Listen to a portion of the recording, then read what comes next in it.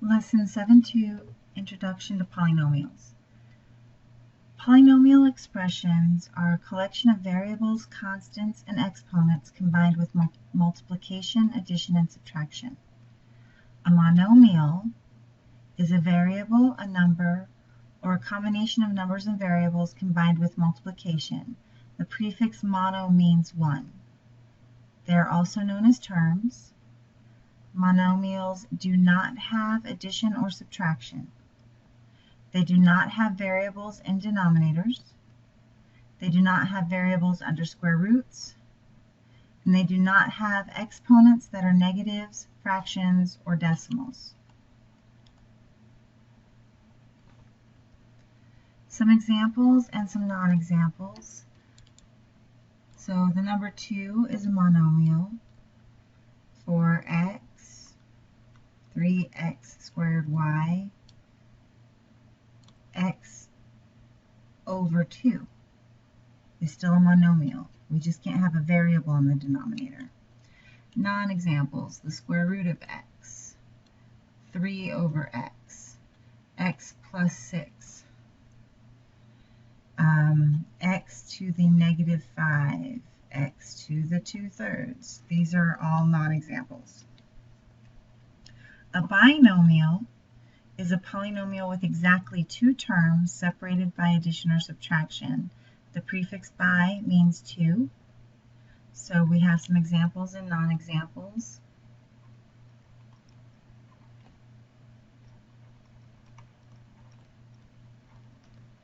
So here's some examples. Non-examples, again, we have two terms, and the terms are monomials. So we might have two terms, but if there is one of the terms that's not a monomial because, for example, it has a variable in the denominator, it's not a binomial. If it has more than two terms, it's not a binomial. Trinomials are polynomials with exactly three terms separated by addition or subtraction, and the prefix tri means three. So we'll have some examples or non-examples. That's a trinomial.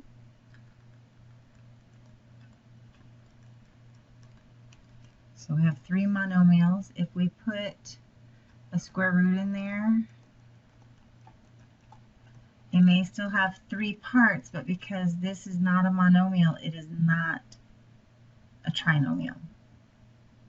Okay, a polynomial, technically a monomial is also still considered a polynomial. So it's a monomial or the sum or difference of two or more monomials. So you can have as few as one or infinitely many terms added or subtracted form a polynomial. The prefix poly does mean many.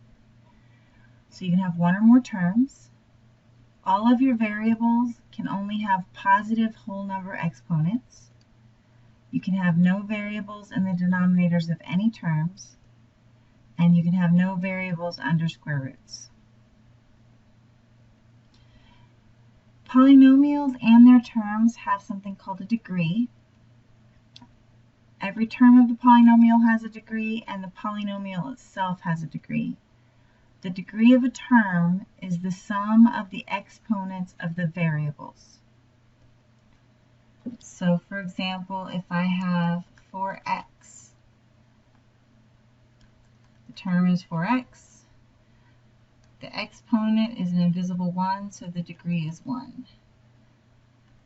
If I have 3x squared y to the third, I have 2 plus 3, so my degree is 5. Okay, the degree of the polynomial is the highest degree of any of the terms in the polynomial. So in order to find the degree of a polynomial, we look at the exponents of each individual term. So 6m, there's an invisible 1 there, so the degree here is 1, and the degree here is 9, so the degree of the polynomial is 9. I have 2 plus 3, so this one is 5. 4 plus 1, this one is 5. 1 plus 1, this one is 2. The highest number is 5, so the degree is 5. 2 plus 2 is 4. That's a 3. 1 plus 5 is 6. That has no variables. If it has no variables, the degree is 0. So the highest number here is 6, so the degree of the polynomial is 6. 1 plus 1 is 2. There's a 3. 2 plus 2 is 4, so the degree is 4. Now you'll notice here we had 2 terms with a degree 5, and that's okay. You can have more than one term with the same degree. You just pick the highest number of degree for the degree of the polynomial. Okay, the standard form of a polynomial means that the degrees of the monomials decrease from left to right. This is called descending order.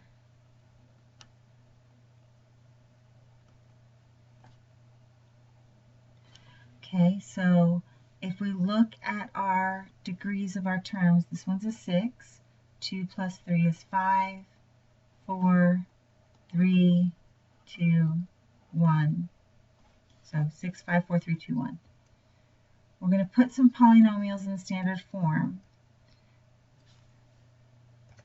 Okay, so the first thing we want to do is find the degree of each term. This degree is 2. 2 plus 1 is 3. 2 plus 3 is 5. And then I have a 6. So 6 comes first. Then 5. Then 3. Then 2. And everything keeps the same sign that it had in its original order before you put it in standard form. Let's try another one. This degree is 2. 2 plus 5 is 7. 11 and 2. Now we have 2 2's here, so first we go in descending order. 11 is the highest, then 7. Now, trying to determine which of these terms come first. Once you've got degree, then you go into kind of an alphabetical order. X comes before Y, so x squared comes before y squared. Now, if we had, say, 2 terms, let's say 4x squared y minus 3xy squared. They're both degree 3, and they both have x and y, so we go by highest exponent in alphabetical. So x squared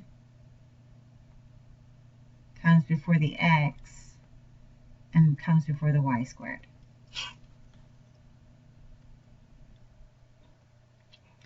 Okay, we're going to identify polynomials. We're going to name the type of the polynomial, the degree, and the number of terms.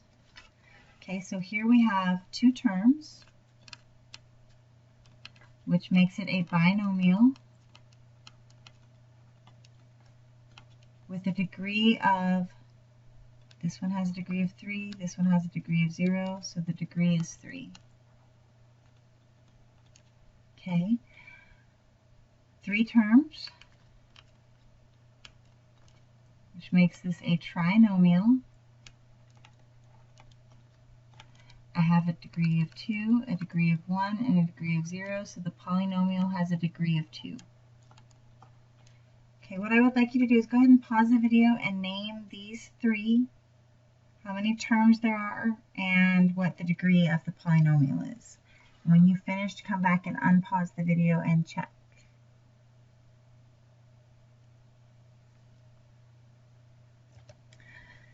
Okay, so we had a 3-term trinomial of degree 7, 1-term monomial of degree 5, and a 2-term binomial of degree 6.